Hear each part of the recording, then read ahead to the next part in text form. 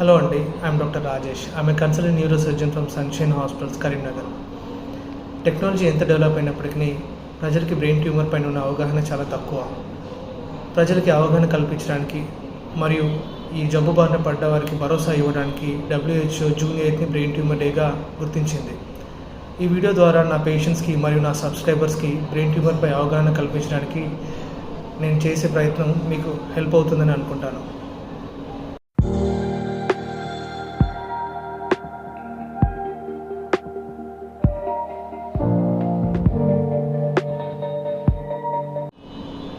Brain tumour యొక్క risk factors లేదా కారణాలు వచ్చేప్పటికీ చాలా ఉంటాయండి.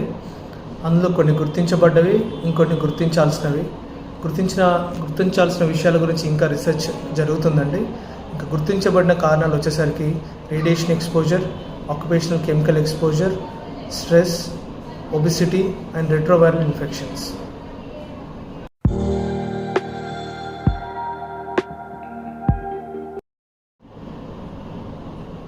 బ్రెయిన్ ట్యూమర్ యొక్క లక్షణాలు వచ్చేసరికి చాలా ఉంటాయండి.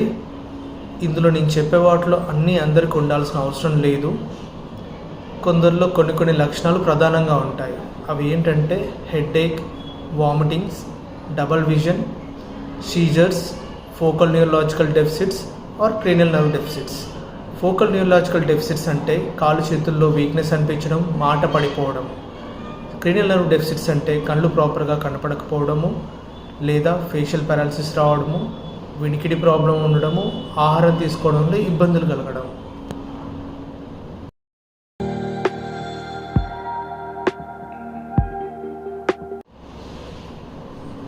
ఇందాక నేను చెప్పిన లక్షణాలు ఎవరికైనా ఉన్నట్టు అనిపిస్తే దగ్గరలో ఉన్న హాస్పిటల్ని అప్రోచ్ అయ్యి అప్రోప్రియేట్ ఇన్వెస్టిగేషన్స్ చేయించుకొని బ్రెయిన్ ట్యూమర్ని గుర్తించాలి. అవి ఏంటంటే CT brain, MRI or brain biopsy.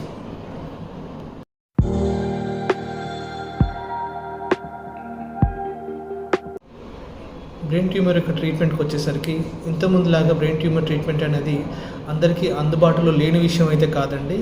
ఇప్పుడు ట్రీట్మెంట్ అనేది అందరికీ అందుబాటులోనే ఉంది. ట్రీట్మెంట్కి వచ్చేసరికి మోస్ట్ ఆఫ్ ద టైం ట్యూమర్స్ని సర్జరీతో రిమూవ్ చేయాల్సి వస్తుంది.